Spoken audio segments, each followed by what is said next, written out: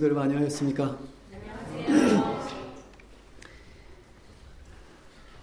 날씨가 쌀쌀해지고 우리나라 안에는 또 우리 최순실 씨와 관련한 각계각층에서 시국 선언을 하고 또 저기 바다 건너 미국이라는 나라에서는 그 국민들도 예상치 못한 또 사람이 대통령이 선출되고, 지금 나라 안팎으로 지금 많은 것들이 이렇게 급변하고 있는 그런 때에, 그런 시대에 우리가 살고 있습니다. 우리가 이러한 때에 하나님의 백성으로서 또 재림 성도로서의 그 정체성과 또 우리 말씀의 원칙들, 우리 신앙들을 잘 유지하는 것이 매우 중요하겠다고 생각이 됩니다. 그런 의미에서 오늘 이 시간에는 위기의 때에 빛나는 신앙이라고 하는 그러한 제목으로 말씀을 함께 나누시도록 하겠습니다.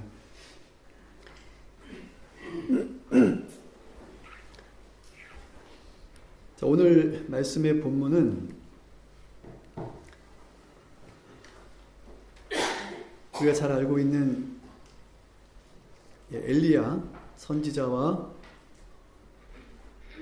또 그 엘리야의 그 업적에 대해서, 사업에 대해서 설명하고 있는, 기록하고 있는 말씀 중에 하나입니다. 엘리야는 이스라엘의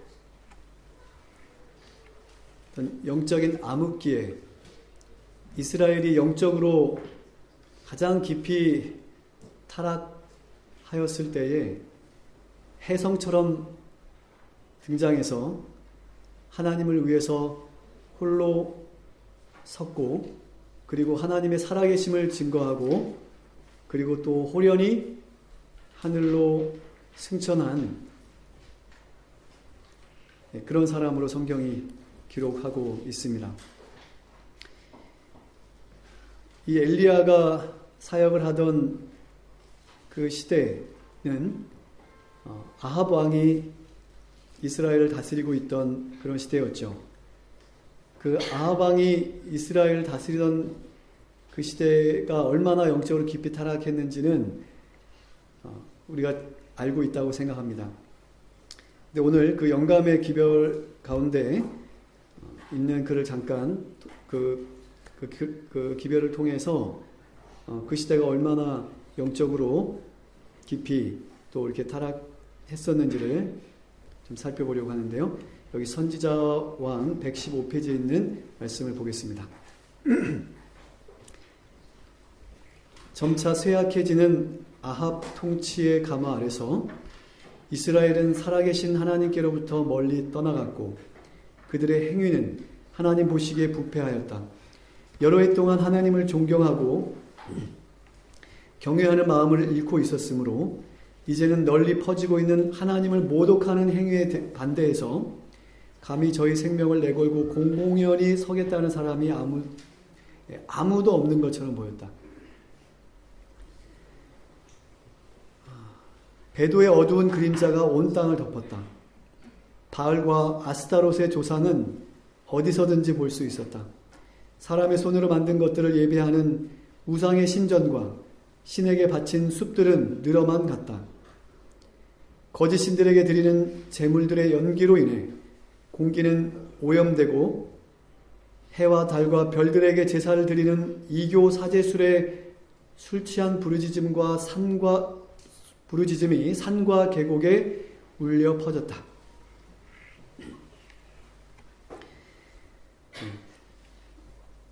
공공연하게 하나님을 모독하는 행위들이 자행되었다라고 그렇게 기록하고 있습니다.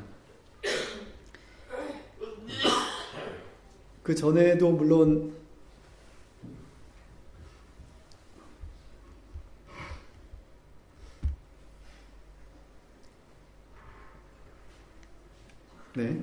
선지자왕 115페이지 말씀. 그래서 그 전에도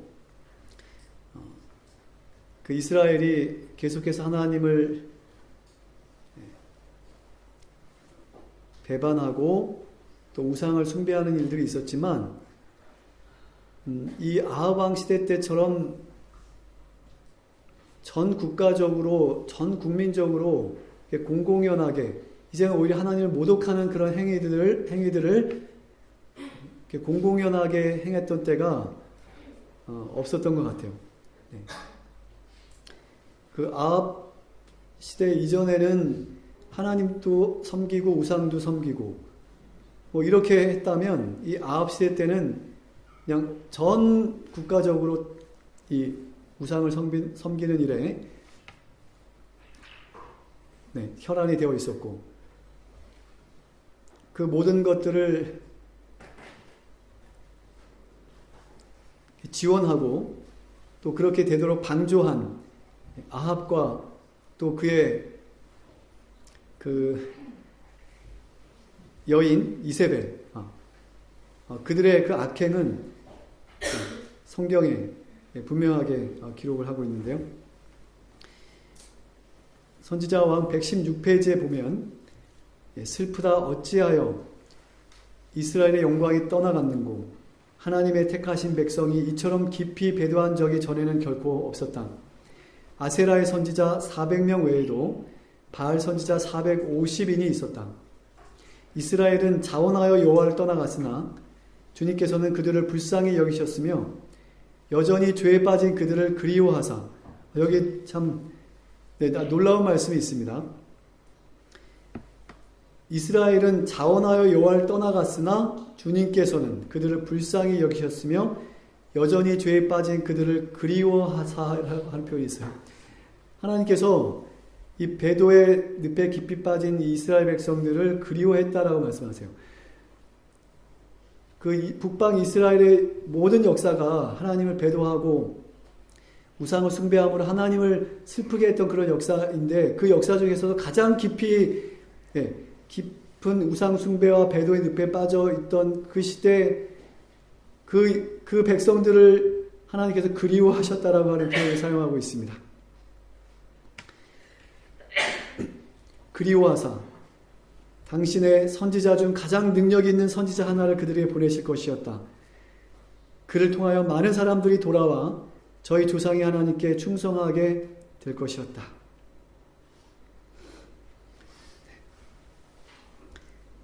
그래서 이 아합 시대 때는 아합과 이세벨이 통치하던 이 시대에는 이 우상을 숭배하는 이 아세라와 또 바알 선지자들이 아주 대담하게 담대하게 그 우상 숭배하는 일들을 진두지휘했었습니다. 거국적으로 온 국가적으로 이런 일들을 자행했었어요.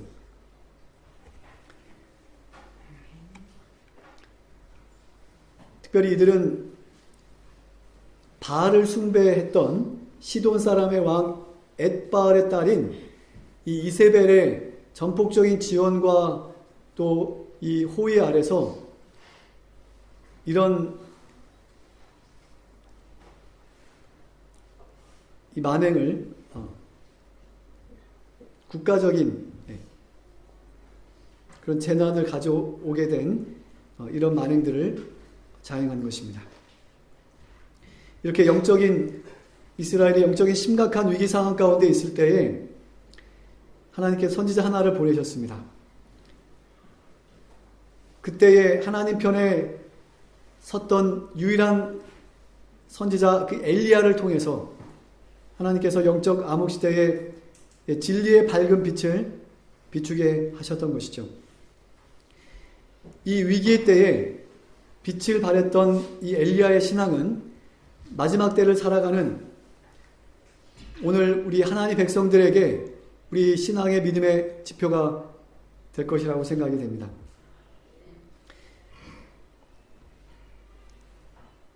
오늘 그 본문은 열왕기상 19장인데요. 그 열왕기상 19장에 앞선 그 열왕기상 18장에는 거기서는 엘리야가 갈멜산에서 바알 선지자 450인 또 아세라 선지자 400인과 더불어서 어느 신이 참신인지를 놓고 숙명의 대결을 펼쳤었죠. 엘리야는 그 목숨을 건 그 싸움에서 하나님의 은혜로 하나님의 도움으로 한판승으로 승리하였고 그 후에 그 소식을 들은 이 이세벨이 엘리야를 죽이고자 그렇게 혈안이 되어 있었고 그 사실을 안 이 엘리야는 도망하여서 유다 진영에 있는 부엘세바의 인근에 있는 그 광야에서 이 로뎀 나무 아래서 탈진하여 쓰러져서 죽는 게 낫겠다고 하나님께 죽여달라고 그렇게 때를 쓰다가 잠들었죠.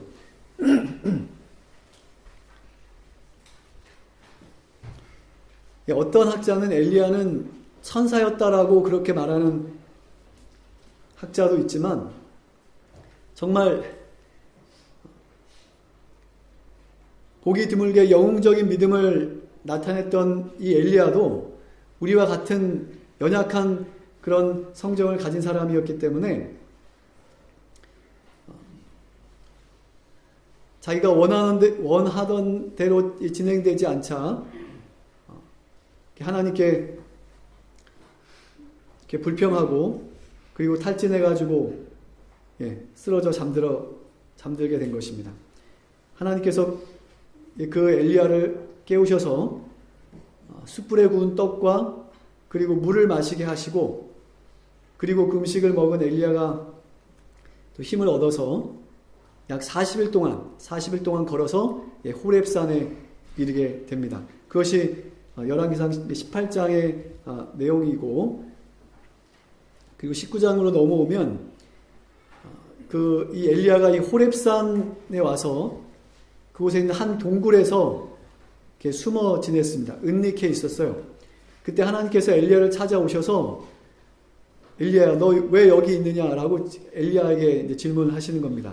그때 엘리야가 대답하기를 열왕기상 19장 14절에 보면 저가 대답하되 내가 만군의 하나님 여호와를 위하여 열심히 특심하오니 이는 이스라엘 자손이 주의 언약을 버리고 주의 단을 헐며 칼로 주의 선지자들을 죽였음이오며 오직 나만 남았거늘 저희가 내 생명을 찾아 취하려 하나이다. 그러면 내가 지금 여기 도망와서 여기 동굴에 지금 숨어 있습니다 라고 이렇게 얘기하는 거예요.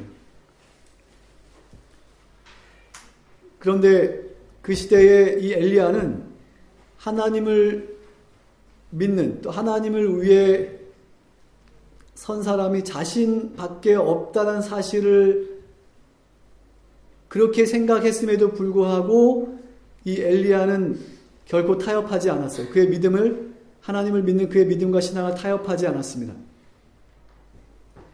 온 이스라엘이 다 바알을 섬기고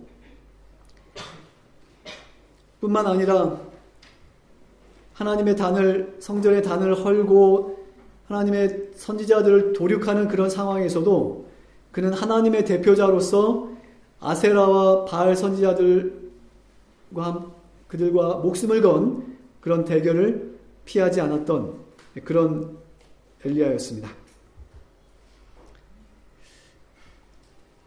엘리야는 이렇게 영웅적인 그 믿음을 나타냈지만 그렇게 했을지라도 별로 달라진 것이 없고 오히려 더 상황은 악화되어 가는 그렇게 느낀 이 엘리야가 낙심하게 된 것입니다. 그리고 하나님께 이제 나 혼자밖에 남아있지 않습니다. 네, 이렇게 낙심하면서 하나님께 그렇게 얘기하는 것입니다. 그때 하나님께서 엘리야에게 이렇게 대답하세요. 그렇지 않아. 너 말고도 7,000인이 더 있어. 이렇게 말씀하시는 그런 장면이죠. 전 국가적인 배도에도 불구하고 하나님의 뜻과 진리를 따르는 하나님의 백성들이 곳곳에 있었던 것입니다. 하나님의 선택을 받고 하나님의 선민이라고 하는 그런 자부심은 온데간데 없고 이제 오히려 하나님을 믿는 신앙을 거부하고 공공연하게 하나님을 모독하며 하나님의 일을 하는 하나님의 종들을 도륙하던 그런 암울한 시대에도 여전히 하나님에 대한 믿음과 신앙을 지키고 있는 하나님의 백성들이 있었다고 하는 거죠. 그러나 아무도 없었을지라도 엘리야가 느꼈던 것처럼 그가 생각했던 것처럼 아무도 없었다 할지라도 온 우주를 통치하시고 또 지배하시는 그 하나님이 나의 편에 계신다고 한다면 무엇이 두렵겠습니까?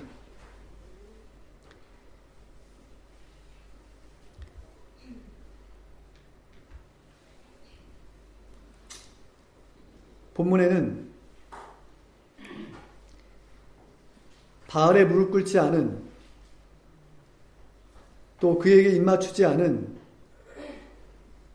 그런 사람들이 7,000명이 있다고 그렇게 기록하고 있습니다. 하나님께서 그렇게 말씀하셨어요. 하나님께서 7,000인을 남기리니 라고 이렇게 말씀하셨는데 이 7,000이라고 하는 숫자는 지금 일반적으로 학자들은 이것을 실제 수로 그렇게 생각하지 않습니다. 하나님을 위해서 굳게 섰던 사람이 엘리야 외에도 정확하게 7,000명이 있었다 이런 의미라기보다는 영적으로 극도로 혼란하고 피폐한 그런 시대지만은 하나님의 역사를 이어갈 수 있을 만큼 신실한 하나님의 사람들이 아직도 충분히 남아있다라고 하는 그런 의미로 이해할 수 있고 또 그렇게 이해하는 것이 더 바람직하지 않은가 그렇게 생각하게 됩니다. 어쨌든 이렇게 하나님께서는 각 시대마다 악에 무릎 꿇지 않고 진리를 위해 굳게 선 주님의 종들을 가지고 계셨어요. 이 마지막 시대에 혼란이 가중되고 있는 위험과 위협이 가중되고 있는 이 마지막 시대에 하나님의 편에 서서 하나님의 역사를 이어갈 마지막 시대의 이 7,000명 중에 여러분과 제가 있게 되시기를 간절히 바랍니다. 영적으로 암흑천지였던 이 아합과 이세벨 시대에 하나님의 편에 서서 진리의 불을 밝혔던 엘리야와 그 남은 자들, 그 시대의 렘넌트들의 이 빛나는 신앙이 오늘 우리의 신앙이 되기를 간절히 소망합니다. 그 영어로 표현을 보면 이 열왕기상 19장 18절을 영어 표현으로 보면 그 7,000명 이스라엘 안에 7,000명을 리저브 하셨다라고 말씀하세요. 여기 영어로 리저브라고 하는 이 표현은 남겨두다 또는 떼어두다 또는 보존하다 이런 의미가 있습니다. 그것이 실제 순지 상징 순지는 모르겠지만 어쨌든 하나님께서 그들을 남겨놓으셨고 하나님께서 그들을 보존하셨다라고 말씀하세요. 예, 하나님께서 그들을 남겨둘 만큼 보존할 만큼 가치 있는 존재들이었기 때문에 그렇게 하셨을 것입니다.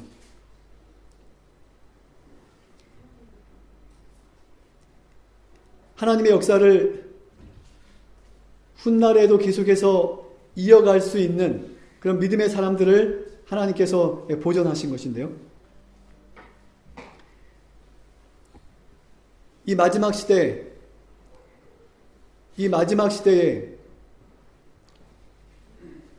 우리 예수님께 다시 오실 우리 이 죄악의 역사의 그 마지막 하이라이트인 우리 예수님의 재림을 맞이할 그 사건까지 하나님의 역사를 이어갈,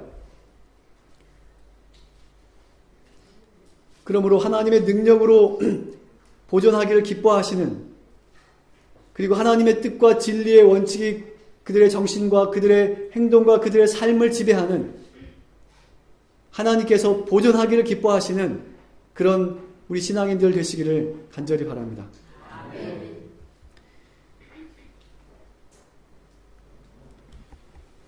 칠천인들은 그 시대의 남은 무리들이었습니다. 그들의 특징은 무엇이냐면, 그들은 바알에 무릎 꿇지 않고 또 그 입을 바알에게 맞추지 아니한 자들이었어요. 그 문맥을 보시면 바알에 무릎 꿇지 않았다라고 되어 있지 않고, 그렇게 표현되어 있지 않고, 무릎을 바알에 꿇지 아니한, 이렇게 표현되어 있어요. 그리고 입을 바알에 맞추지 아니한, 이렇게 표현되어 있습니다. 그러니까 그들이 그 시대에 하나님을 위해서 그들의 믿음의 원칙에 굳게 섰던 그들의 무릎과 그들의 순결한 그 입에 초점이 맞춰져 있습니다.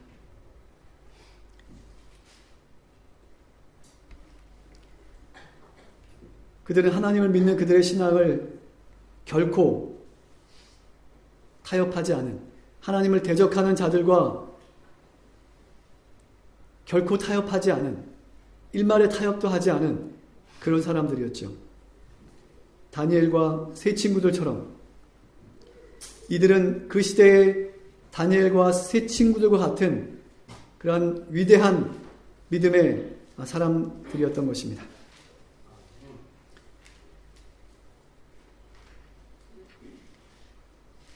이 시대에 하나님을 믿는 신앙을 지킨다고 하는 것은, 그것을 나타낸다고 하는 것은, 그것은 곧 죽음을 의미하는 것이었어요. 엘리야도 죽을 뻔했습니다.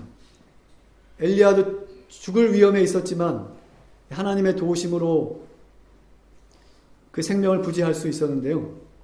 그들은 목숨 걸고 하나님을 믿는 그 신앙을 지켜냈습니다. 그렇다면 오늘 우리는 어떤 믿음을 나타내야 되겠습니까? 물론 지금도 어느 나라는, 어느 지역은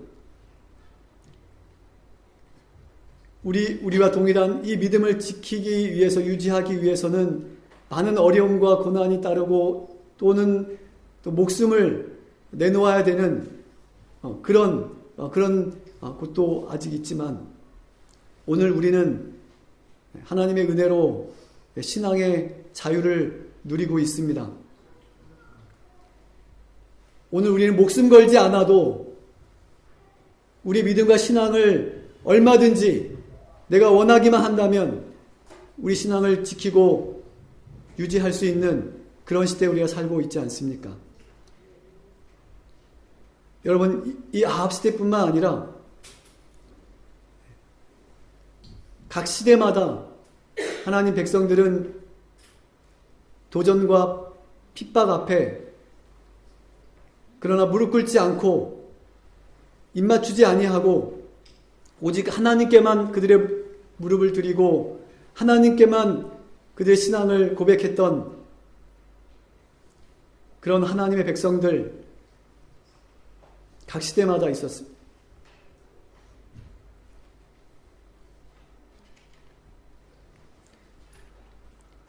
우리가 이러한 은혜의 때에 우리 믿음과 신앙을 유지하지 못한다면, 우리가 정말 목숨 걸어야 될 때에 우리가 우리의 믿음을 지킬 수 있을까요?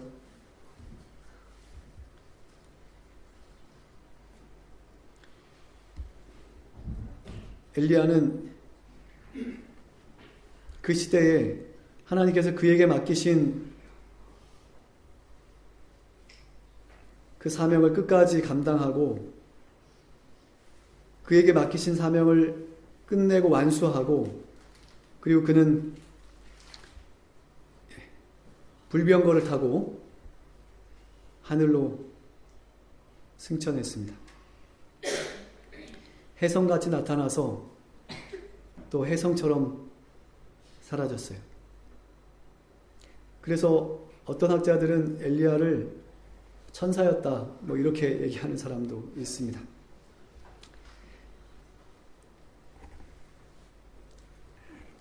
엘리야는 지금 하늘에 있어요. 에녹과 같이, 그리고 모세와 같이,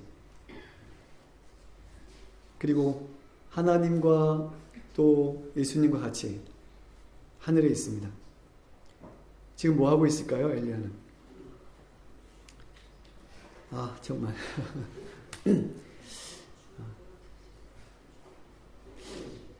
우리가 거기 있어야 되는데, 그렇죠? 네. 엘리야는 예수님께서 이 땅에 계실 때 한 번 이 땅에 내려온 적이 있어요. 우리가 아시잖아요, 그렇죠? 그 변화산에서 이 엘리야는 모세와 함께 이 인류를 대표해서 예수님을 만나러 이 지구에 한 번 내려온 적이 있습니다. 모세와 엘리야는 예수님의 사역을 지원하고 격려하는 그런 놀라운 특권으로서 인류를 대표해서 파견된, 하늘에서 파견된, 사실은 지구인이었지만 하늘에서 파견된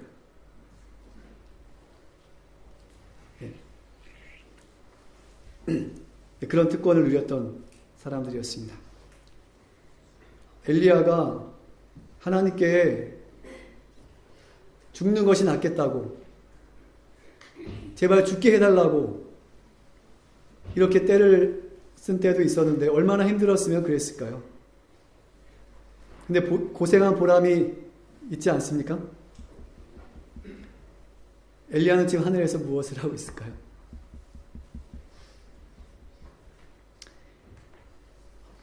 우리가 하나님 말씀대로 뜻대로 우리 믿음의 원칙대로 살아가는 거 쉽지 않지 않습니까?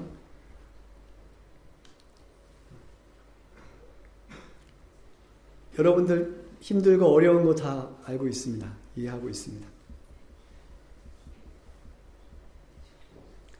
죽을 만큼 힘들어도, 그러나 엘리야는 그들과 타협하지 않았습니다. 하나님께 원망했을지언정 그의 믿음과 신앙을, 그 원칙을 내려놓지는 않았어요. 그게 정말 죽을 것 같이 탈진해서 쓰러져서 죽은 것 같이 되었지만 하나님께서 그에게 힘을 주셔서 다시 일어나서, 그리고 그에게 주어진 마지막 사명을 끝까지 감당하고, 그리고 하늘로 후련히 승천하게 되었습니다. 여러분,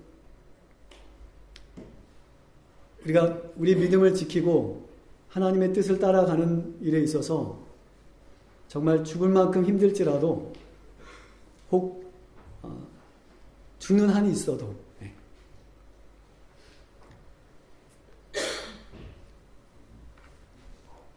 우리의 믿음과 신앙을, 우리에게 참된 생명, 영원한 생명을 허락하는 우리의 믿음과 신앙을 우리가 내려놓거나 포기하거나 타협하는 일이 있지 않게 되시기를 간절히 바랍니다. 우리가 힘들고 어려워도 하늘에 가면 우리가 힘들었던 거, 어려웠던 거, 그거 생각나지 않을 것입니다. 하나님께서 우리에게 허락하시는 그 영예와 영광이, 그 보상이 너무나 커서 이 땅에서 믿는다고, 하나님 뜻대로 산다고 고생하고 정말 죽을 만큼까지 힘들고 죽기도 하고 그랬을지라도 그런 거 하나도 생각나지 않을 것입니다. 엘리야와 또 모세, 에녹, 그분들을 기억하시게 되길 바랍니다. 그분들의 신앙을 기억하시게 되길 바라고 우리가 그들과 같이 그 하늘에 있게 되기를 간절히 소망합니다.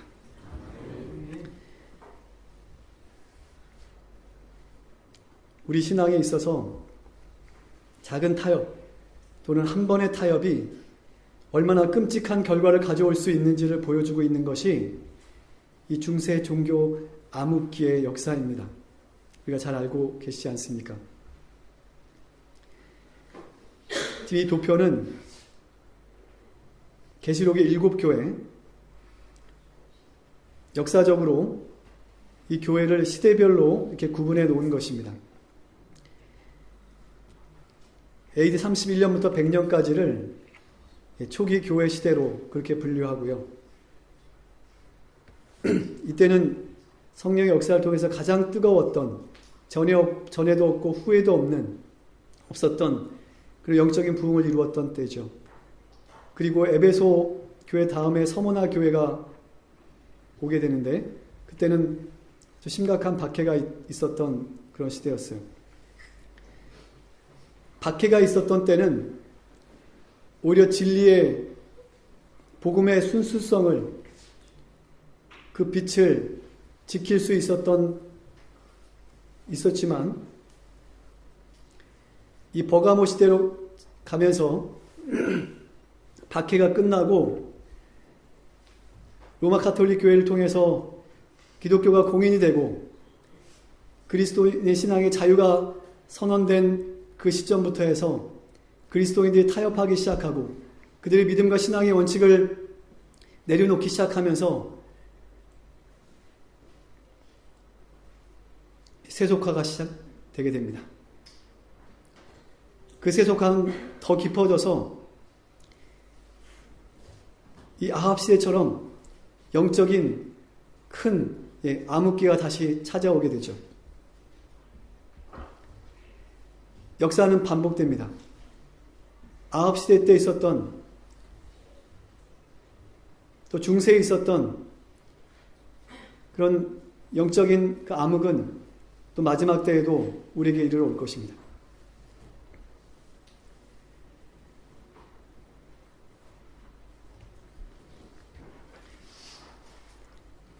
이 종교 암흑 시대, 두아디라 교회, 이 시대를 우리가 종교 암흑 시대로 규정하고 있는데, 이때에는 정말 가장 잔인하고 가장 끔찍했던 그런 시대였어요.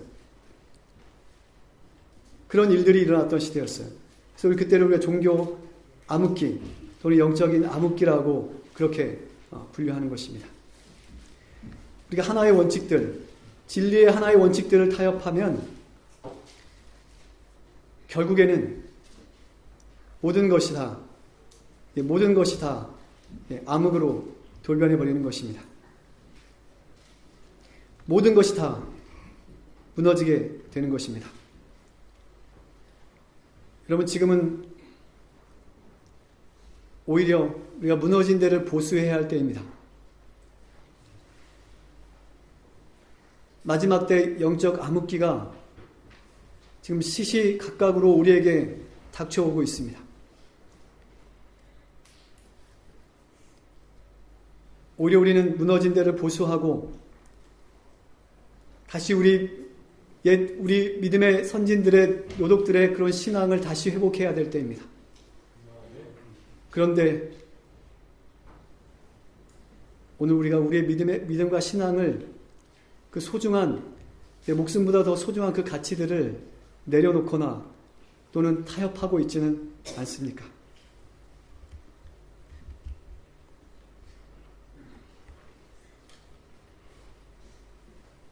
이 종교 암흑기 동안에 그 아합 시대와 같이 하나님의 뜻을 따르고자 하는 수많은 그리스도인들이 핍박을 당하고 순교하였어요. 그러나 그러는 중에도 끝까지 신앙의 양심과 믿음의 원칙을 지켜나갔던 무리들이 있었는데, 우리가 잘 아는 그 유명한 왈덴스인들입니다. 위그노인들과 청교도인들도 있지만 가장 크게 그들의 신앙의 원칙을 지키고 또 로마 카톨릭 교회에 저항했던 그런 그 무리들이 왈덴스인들이에요. 네. 다 무너지게 됩니다. 그 내용을 잠깐 읽어보겠습니다. 각시대 대쟁투에 있는 그런 말씀입니다. 암흑과 배교의 전 기간을 통하여 로마 교회의 최상권을 부인하고 성상 숭배를 우상 숭배를 보고 거부하고 참 안식일을 지킨 왈덴스인들이 있었다. 그들은 가장 극심한 박해 속에서도 그들의 믿음을 유지하였다. 비록 사보이 사람들의 창에 찔리고 로마의 화영주에 타 죽을지라도 그들은 하나님의 말씀과 구원의 영광을 위하여 두려움 없이 굳게 섰다. 첩첩이 쌓인 산악들의 높은 성체들은 여러 세기를 통하여 박해를 받고 압박을 받은 사람들의 피난처가 되었다. 왈덴스인들은 거기서 은신처를 얻었다. 이곳에서 중세기 암흑을 뚫고 진리의 횃불이 계속해서 타올랐다. 이곳에서 천여 년 동안 진리의 증인들은 옛적부터 물려받은 믿음을 지켜왔다. 조금만 더 읽도록 하겠습니다. 그들은 고생스러운 그들의 운명에 대하여 불평하지 않았고 궁벽한 산중에 외로이 있으면서도 결코 외롭지 않았다. 왜요? 네. 하나님께서 그들과 함께 하셨기 때문이죠. 그들의 말씀을 통해서 진리를 통해서 하나님과 만나고 교통하는 그런 실제적인 경험이 있었기 때문입니다. 그것은 그들이 진리를 포기하지 않았기 때문이고 그것은 그들이 진리를 타협하지 않았기 때문에 그들은 사람들의 분노와 강포를 피할 수 있는 한 피난처를 주신 하나님께 감사하였다. 그들은 하나님께 자유롭게 경배할 수 있는 것을 기뻐하였다. 때때로 원수들의 추격을 받았지만 험준한 그 산들이 견고한 산성이 되었다. 그들은 높은 절벽 위에서 하나님을 찬양하는 노래를 불렀으나 로마의 군대들은 그들의 감사의 찬미를 침묵시킬 수 없었다. 순결, 단순, 열성이 그리스도를 따르는 이 사람들의 경건한 생애에 나타났다. 그들은 진리의 원칙을 집이나 토지나 친구나 친척이나 심지어 자신의 생명보다 더 귀하게 여겼다. 그 종교 암흑기에 그 왈덴스인들의 신앙의 삶에 나타났던 순결과 단순과 열성이 오늘 우리 태장교회 우리 믿음의 가족들의 삶에도 신앙의 삶에도 나타나게 되길 간절히 바랍니다. 우리 자신의 생명보다 더 귀한 그 말씀의 원칙이 우리 삶의 기초가 되고 우리 삶의 모든 것이 되기를 간절히 소망합니다. 큰 배도와 깊은 타락으로 영적으로 암흑기였던 그 아합 시대에도 엘리야는 하나님의 진리의 등불을 밝혔던 위대한 믿음의 영웅이었습니다. 또한 엘리야와 함께 바알의 무릎을 꿇지 않고 그에게 입맞추지 않았던 그 7천인은 이 진리의 원칙을 타협하거나 배반하지 않았던 사람들로서 그들의 목숨을 걸고 진리편에 섰던 마지막 그 시대의 남은 무리들이었죠.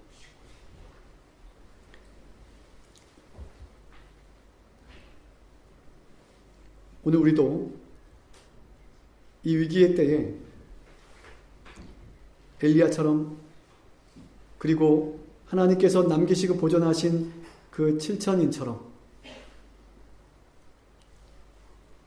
우리 목숨보다 더 소중한 하나님의 말씀의 원칙, 우리에게 영원한 생명, 참된 생명으로 우리를 부활시킬 그 생명의 원칙, 그 말씀의 원칙을 오늘 우리 삶 속에서 믿음으로 지키고 그 말씀을 통해서 그 말씀 안에서 하나님의 능력을 경험하며 하나님과 끝까지 교통하며 하나님 나라를 위해서 준비할 수 있는 저와 여러분 되시기를 시간 간절히 바라면서 말씀을 마치도록 하겠습니다.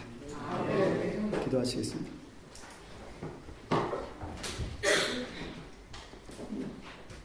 하늘에 계신 하나님 아버지,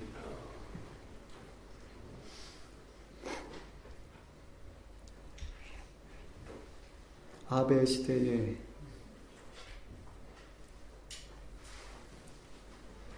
모든 이스라엘 백성들이 전 국가적으로 배도하던 그 영적 암흑기에도 진리의 횃불을 높이 들고 하나님의 살아계심을 증거했던 엘리야와 끝까지 믿음을 타협하지 않은 목숨보다 더 소중한 말씀의 원칙을 끝까지 지켰던 그 7천인과 같은 그러한 믿음으로 오늘을 살게 하시고 그리고 오실 우리 주님을 위해서 준비되는 우리 모든 대장교회 우리 믿음의 가족들 되도록 하나님 도와주시고 이끌어주시고 우리 삶 속에 역사해 주시기를 간절히 바라오며 사랑이 많으신 예수 그리스도의 이름으로 간절히 기도합니다. 아멘.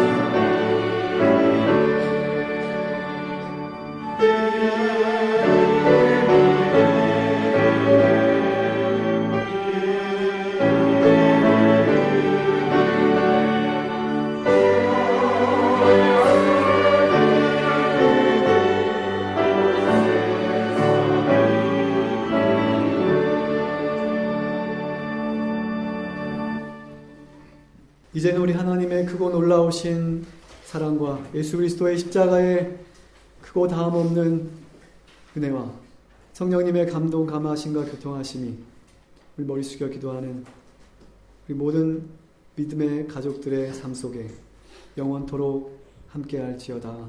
아멘.